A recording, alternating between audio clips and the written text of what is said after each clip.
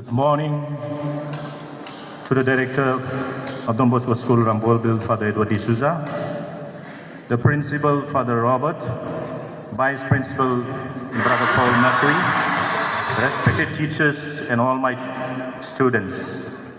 Happy Children's Day. We all have gathered here to celebrate the Children's Day. Today, on the occasion of Children's Day, I want to present my thoughts on Children's Day celebration and importance of children. It is mid-November again, a very special occasion for us. November 14th is celebrated as Children's Day. We Indians celebrate the birthday of the country's first Prime Minister, Pandit Jawaharlal Nehru, today. His fondness for children and his deep bonding with them is legendary. Celebrating Children's Day in school and educational institutions, at homes and in families, is a way of honoring Chacha Nehru and his vision for the nation, which rests solidly on the shoulders of our young ones. It is through the enthusiasm and aspiration of the children of a country can we manage to achieve the glory that Indian society deserves. Children's Day is a day of fun, and our school institutions, like many other in the country, shall host several entertaining programs and exciting competitions for the children. The day, however, shall not be complete without a reflection of the ideals and values that Pandit Jawaharlal Nehru lived by.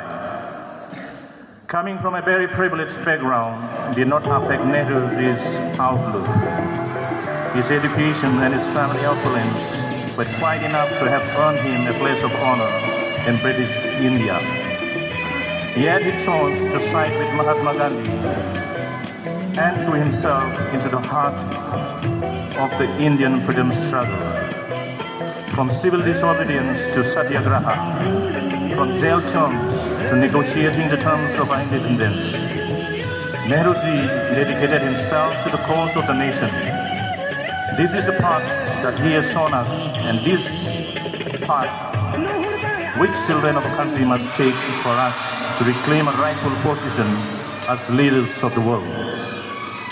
Not only was Pandit Nehru a great confidant and friend of children, not only did he spend his time in the company of bright young minds, but he also set an excellent example for the parents and teachers of this country.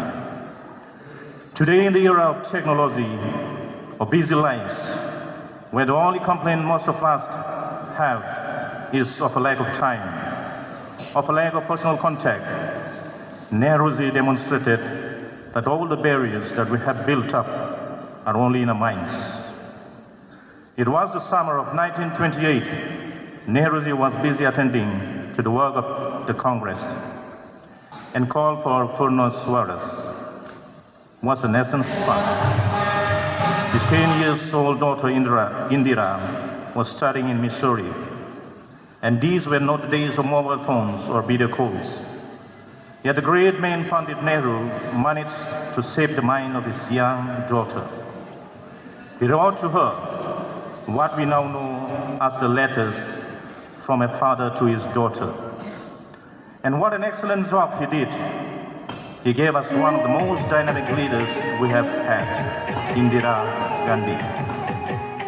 Even during his 4-year imprisonment term in Ahmedabad, he managed to pen down one of the finest accounts of Indian history, the discovery of India.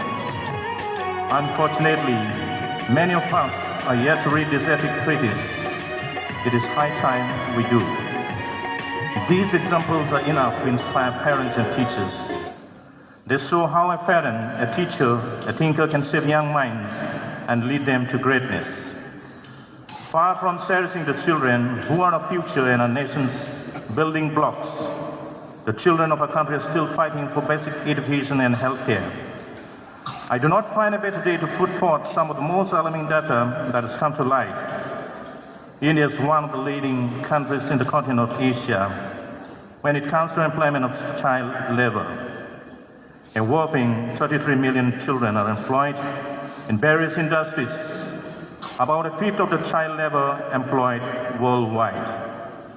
Many of these Indian children are employed in hazardous occupations such as matchbox making and precious stone cutting. We are consigning the future and our own to one of darkness by not standing up against child labor and not making primary education available to its children. If only each of us make a concentrated effort towards ridding India of this evil, will a country's success in becoming a truly free country. India that Nehruji and all our great leaders have envisioned. I conclude by once again extending my warmest greetings and wishes on Children's Day. Let us celebrate the day with joy and fully appreciate the gift of childhood that has been bestowed upon us. Let us, however, also remember the great responsibility that is ours to work towards a better society, a better India. Happy Children's Day and thank you.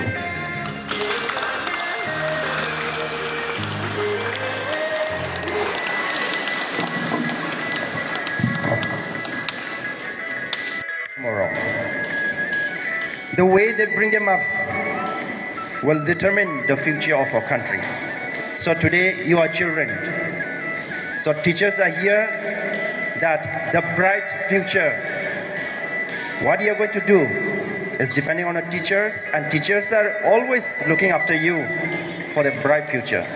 Today, as you are going to celebrate, we are looking forward that one day you all the students, you are going to become a big shot for the country. Thank you. Our children can be better tomorrow. So here, your father, mother, today they have sent you here to this Don Bosco School, Ramphurbil.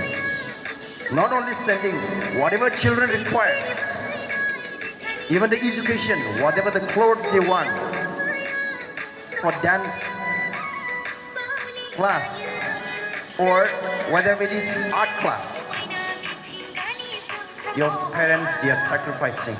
The money they have got, they have labored hard work. The money, whatever they earn, they should have enjoyed themselves. But the parents, they're sending that the future becomes the bright for you. What the APJ Abdul Kalam wants to say is that. Thank you.